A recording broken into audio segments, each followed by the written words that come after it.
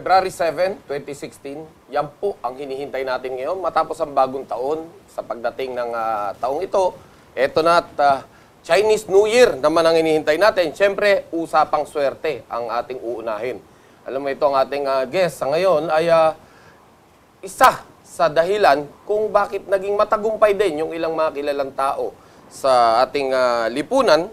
Kaya siyempre ni Dr. James D, yung sa Chinese General Hospital. And of course, si Cory Quirino, ang beauty queen. Si dating Senator Nikki Cosseteng, si Jason Sa, nakapatid natin sa media, si Congresswoman Naida Angping, at ang tumatakbong asawa niya ngayon, si Congressman Harry Angping, and of course, ang governor ng Isabela na si Boji D. Siya po ang isa sa mga advisor pagka usaping feng shui ang pag-uusapan. Master nga, kung tawagin. Master, oo. Ang bisita po natin ngayong gabi, what is in store for us sa year 2016, ay si Master Nelson Yucariza. Isa kong eksperto sa feng shui. Pangulo, tinatanong ko kanina off-air, off-cam Mga ilang taon na naggigiya sa ating mga kababayan. 40 years. 40 taon na. Pero yan, with guidance. Alam, marami kasing klaseng feng shui no? I-explain natin muna, Meron feng shui yan para sa hanap buhay, pero yung sa kanya is guided by Taoism. Yung relihiyon po ito, sa Diyos po, diyan po galing ang kanyang power para mag-advise sa ating mga kababayan. Master, ano po ba ang inaasahan namin sa darating na 2016 ng Chinese New Year? Bago ang lahat, Ka-Benny, babati muna ako ng isang magandang gabi sa lahat ng mga viewers, pati na rin sa iyo, Ka-Benny and Lakay. Hi, thank you. Well, this year, this coming Year of the Fire Monkey, nakikita natin na hindi naman masyadong masama, but then may konting sigalot. Ano yun? So, ingat-ingat lang yung mga tao na about sa election natin, probably baka magkagulo. So, if possible, yung mga tao na sumusubaybay sa isang politician, wag naman maging personalan or maging emotional. Yeah. It should be, basta kung anong pananaw ninyo, sariliin lang ninyo. Wag niyong ikakarir yan. Napakaganda. Mahirap yata yun. Na walang dapat walang kulang sa emosyon. Alam mo, Pilipino to. Pilipino ang problema kasi, sa nakikita natin, magkakaroon ng gulo. So, pwede magsabak yung dalawang grupo. Pwede mauwi sa mapasama. Hindi magandang. Maring umabot pa ba yan sa pagdanak ng dugo? Pwede. Yun. That is why, kaya pinag-iingat natin yung mga mamamayan na sana wag naman nilang masyadong dibdibin ang pagiging follower ng isang politician. Pero basically, what is the good sign in 2016? Basically, ang good sign dito sa 2016 is yung Year of the Sheep, Year of the Snake, Year of the Ox, and Year of the Pig. Bakit? Paano ko? Year of the Monkey nga ang darating. Dapat yung Year of the Monkey ko, swerte ako. Bakit hindi ganun? Actually, kasi yung tinatawag na Tai Sui. So, meron isang angel na sumusubaybay sa inyo na nagbibigay ng babala or kasamaan sa itong taon na to. So, hindi pa maganda itong taon na ito sa Year of the Monkey rin? Yes, hindi maganda ang mga taong pinanganak sa Year of the Monkey, lalong-lalo na yung mga 49 years old, like 1968 na monkey, that is Earth Monkey. Kasi may kasamang health yan, so mag-iingat siya sa health. Sa health. 49? Yes. Yung mga 49 years old sa taong ito, yun ang mga mag-iingat? Yes. Yan kasi, pero yung mga... siya, 49 years old sa Chinese age. Kasi, sa age, meron tayong ang Chinese age is +1. +1 ka. Yan. Gaya mo, Lakay, 16 ka ngayon. So, 17 ka. Yan. 17 years old ka na ngayon. So, yung mga taon na pinanganak ng May 9 or divisible by 9. For example is 2008, 9 years old yan. Supposedly is 8. Pero +1, so naging 9 years old yan. 1998, 19 years old. 1988, 29 years old. 1978, 39 years old. 1968, 49 years old. 1958, 59 years old, 1948, 69 years old, 1938, So, 79 years old. Lahat ng May 9. 9. Ng May 9. Or, How about yung divisible by 45 9. years, 45 years old? Yan, 45 years old, divisible by 9 yan. Oh, yun. So, 1972 yan. 63 years old? Yes. 36 years old? Yan. Hindi rin maganda sa health yan. Yan, kumbaga yung So, 6 ibig plus 3. sabihin yan, as much as possible, refrain from going to funeral or sa mga libing or sa may sakit para hindi nyo makuha yung negative vibes at the same time mangyari sa inyo masama. Master, bakit meron sila sinasabi, lucky 9? Kung hindi maganda yung 9. Bakit may lucky 9? Actually Di ba kasama kasi yun? it's the name of the game lang. Pero kung sasabihin sa nila, baraha. sa Chinese kasi ang 9 is sa Cantonese pala. Ano siya, forever ang ibig sabihin ng 9. Okay. So, forever, di dapat forever, di dapat buhay ka. Bakit? Karamihan ng namamatay, 9. So, just like, Marami yan. marami. Helen Vela. Helen Vela. Joe Cantada. Yes, Louis Beltran. Joe Beltran. Oo. Joe Marie Velez. Actually, naipasa niya sa akin ng daddy ko, no? Then, ang pag-explain kasi niya, basta yung 9 kasi is not that good. That is why dyan nagkakaroon ng problema sa mga health ng isang tao. So, dyan madalas nagkakaroon ng sakit na hindi mo Pwedeng sakit, pwedeng naubo yung nababankrupt, yung ganyan eh. Kasi yung mga ganyan, pwedeng, kung meron kang ipang tutustos ng pera, yun ang mawawala. Pero pag wala kang pang tutustos na pera, buhay mo mawawala. Naku, yun ang masakit. Di ba, Yun ang Master? masakit doon. Di ba, kayo rin nagtuturo, Master, na meron din pangontra, di ba? May Yes. pangontra, di ba? Actually, Kaya kayo sa may feng shui, pangontra yan. Oo. So, usually, ang mga Chinese, nagpupunta sa Chinese temple sa February 7 ng 11 p.m. Tapos, nagsisimba sila para for that year, maging smooth and prosperous ang taon nila. At the same time, meron din kami pinahahanda sa kanila. Sa isang bowl, may bigas, lalagyan nila ng gabi para sa harmony ng isang family, luya, nabibili yan sa ongpin para sa unity ng family, tapos 22 coins, tapos 22 peso bill.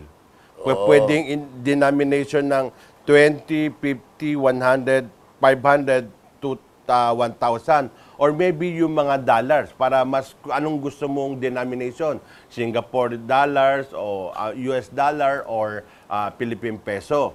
Plus, lalagyan mo ng pineapple. Yung maliit na pineapple, ilalagay mo doon. Yung cat-cat, radish. Ang pineapple kasi, ibig sabihin na onglay sa Chinese, ibig sabihin luck is coming to us. Now, yung cat-cat, cat, swerte. Now, sa mga politician naman, nilalagyan natin ng radish para maging maganda ang pagtakbo nila at manalo sila sa kanilang respective position na tinatakbo. Bakit ang takbo? Dahil kinakain ng radish ng... Hindi ko alam Yun ang naisabi sa akin ng daddy Hindi ko yata, carrots dapat dahil yung mabilis tumakbo rabbit di ba? So, basically, on 2016, ang napag-usapan natin dito, yung medyo pag-iingatan Ano ang swerte naman? Kumbaga, ano yung maganda para sa 2016 at para malaman ng ating mga viewers na dito, ito paghahandaan ko. Ito, ang swerte naman kasi dito, ang mga realty. So kung magbi-business sila sa realty or sa mga agri or sa mga About lupa. sa mga lupa, Yan. sa agri, yan ang maganda. magandang business nato. So pag may nagtatanong naman ng mga color, lucky for this year is green, brown, and yellow. Kaya pala ka dyan. Yung green, brown, and yellow. Sino bang yellow? Yellow, si Aquino. Maria. Si Rojas. Oh, Maros. Okay, green. Sino ba ang green? Sino po green? Green, Si Grace po ba? Ano bang kulay ni Grace po? Puti. Puti? Wala doon sa tatlo. Si Duterte. Duterte. Red, white, and blue yata si Duterte, di ba? Ba't wala doon? Ay, hindi. Bahala na. Nasa swerteng kulay yan. Tignan natin saan sila malalagay. So ulitin mo nga, Master, yung kulay. Green, brown, yellow. Yellow. Yan. Yan. Magmula bukas, yan na yung mga isusutin nyo. Ayan. Para ika nga, swertehin tayo. Okay. Sa bahay naman, ano yung mga dapat mong, let's say, kasi merong magaan, no? Pagpasok mo, yung ambience, ang gaan pagpasok mo. Ano ba yung, kumbaga, parang hindi bumigat yung dating sa'yo when it comes to feng shui naman na pag-uusapan natin? Actually kasi may kanya-kanyang scenario yan. Kasi meron 12 animal sign, nakabase doon kung ano yung magandang facing Ayun. sa kanila. Hindi yan general. Ang maganda sa iyo, hindi maganda sa kanya. That is why hindi general yan. What if yung mag-asawa? Siyempre, Different signs. ang masama lang yan, male chauvinist tayo mga Chinese, so ang sinusundan yung lalaki. Okay. So siya okay. kasi nagdadala siya padre de pamilya. So doon na natin sinusundan kung ang sign para maging maganda ang takbo ng swerte sa kanila. So basically, ang pinaka-ayaw lang natin is tumbok ng kalye sa harap natin. So, may paano poste. yung tumbok ng kalye? Let's say, yung pinto ng bahay mo, Nakatapat tumbok, sa kalye. nakatapat doon sa Yes. kalyeng papasok na ganyan. Yes. Yung tutubukin ka na kapag nawalan ng preno ang isang ten-wheeler, talaga. Malamang. ay, yun, malamang malas nga talaga sa Malas pungsoy. talaga ang tutumbukin doon. Okay. So, That is why, ano- yun ang hindi maganda. So, or maybe, sa harap mo may sementeryo or merong funeral house or maybe merong church or maybe merong school. Yan, hindi basic yan. Patapos, sa tapat mo may mga poste, hindi rin maganda yan. Bakit naman no school? Napakaswerte mo at katapat mo school dahil ang bata, pagising sa umaga, isang hikab, isang tumbling lang, nandun na agad sa kanyang paaralan. Actually, meron kasing kasabihan sa Chinese, may sayings na Kiang Cui Si Teng Ao. Ibig sabihin yon, basta mas malayo sa iyo ang swerte pag nasa harap and likod ka ng church or school. Iba maganda nga pagka nasa harapan mo yung church kasi mababasmasan ka. Oo. Araw-araw. Tuwing magdarasal at Parang maririnig bendisyon. mo yung dasal, blessed ka rin. Actually kasi, wag lang yung mismong in front. Pwedeng side ng konti. Side ng konti. Yes. Okay.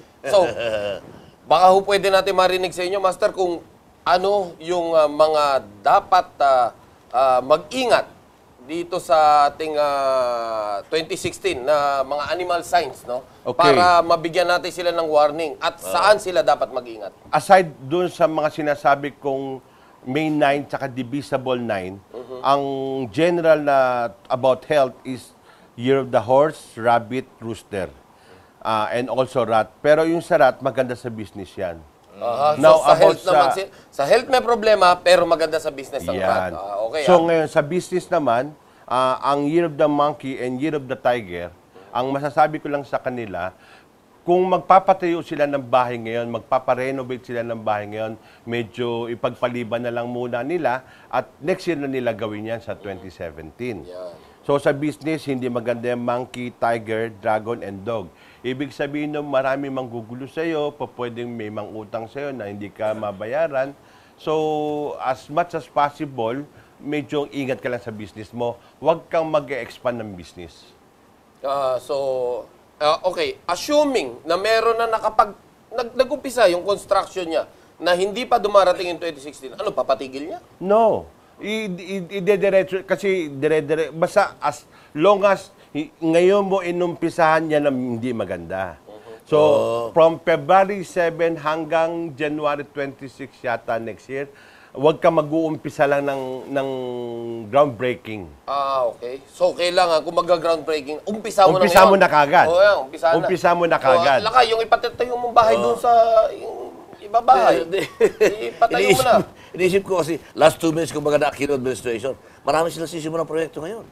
Oh, Actually, pwede ba? kaya nga depende nga Nag-aabol kasi sila, yan sa taong, basta yung mga, nagme-may-ari nun, Year of the Monkey and Year of the Tiger, kung po pwede, umpisa na nila ngayon hanggang hindi pa dumarating So, yung Year of the February Monkey and Year of the Tiger. 8. Yan, oo. Okay. Other than that, lahat okay lang yan. So, how about business? They want to open a new business?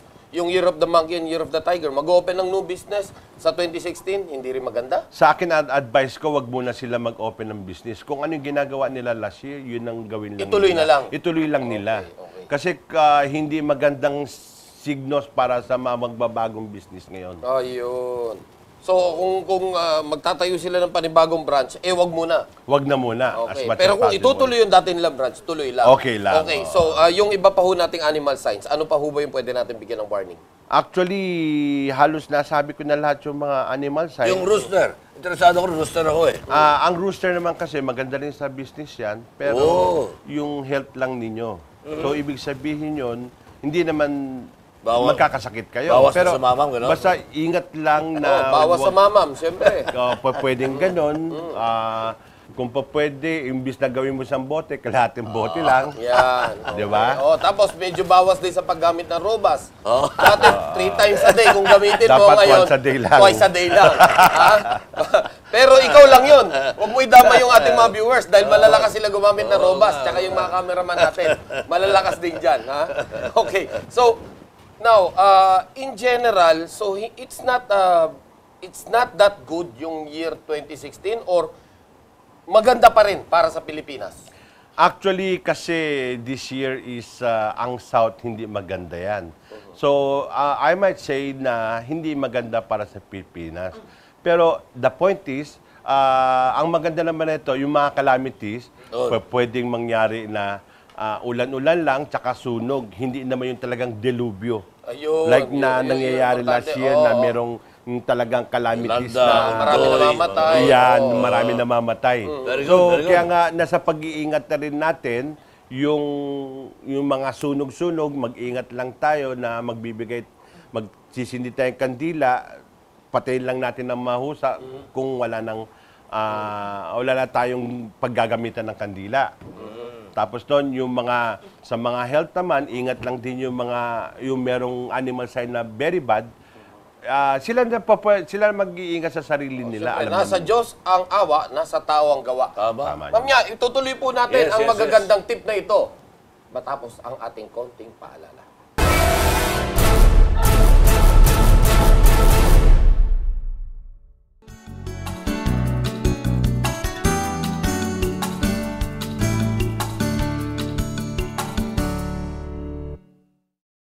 Cum laude sa PMA, naglingkod bilang sundalo, naging tagapagligtas ng mga napinsala sa sakuna at krimen. Umaklas laban sa katiwalian sa militar, nabilanggo sa pagsisiwalat ng mga anomalya sa panguluhan ng gobyerno, napagkatiwalaan ng taong bayan at nahalal na senador. Siya ang may pinakamaraming naisabatas sa Senado, patuloy na naninindigan laban sa korupsyon, krimen at kahirapan. Antonio Trillanes IV, ipaglalabang ka. Going up? Robust. Astig to. Wanna ride? Robust. Astig to. Wanna come in? Robust. Astig to. Made by ATC Healthcare, your trusted life ally. Mahalagang paalala, ang Robust ay hindi gamot at hindi dapat gamiting panggamot sa anumang uri ng sakit. Sobrang pagkain ng matataba at iba pang unhealthy food, sobrang pag-inom ng gamot, at sobrang pag-inom ng alak. Kamusta na kaya ang atay mo? Kapag unhealthy ang iyong lifestyle at eating habits, baka unhealthy rin ang liver mo. With proper diet, exercise, and the right nutrients, magiging happy ang liver mo. At samahan mo pa ng Silimarin. Ang Silimarin ay matatagpuan sa Liver Marine. Ang Liver Marine ay may 250 mg plus 100 mg ng sodium ascorbate para sa proteksyon ng immune system. Liver mo, sagot mo! Made by ATC Healthcare, your trusted life ally. Mahalagang paalala, ang Liver Marine ay hindi gamot at hindi dapat gamiting panggamot sa anumang uri ng sakit. With proper diet, exercise, and the right nutrients, ang ATC Fish Oil ay may omega-3 fatty acid, mapapangalagaan ang puso mo. ATC Fish Oil.